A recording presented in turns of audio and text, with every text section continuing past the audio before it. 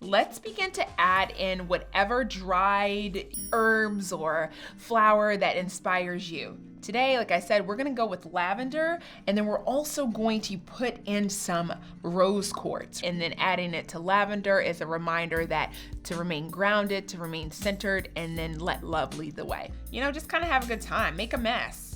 And what I love before I put in my rose quartz, and really before I start any process, is setting the intention, setting the affirmation, actually just kind of energetically charging the candle that I'm making. Once it completely cools, it's nice to kind of have it right there at the top so it can pop out, be a little bit more visible. There's really no limit. Do what feels best for you. Trust your own intuition.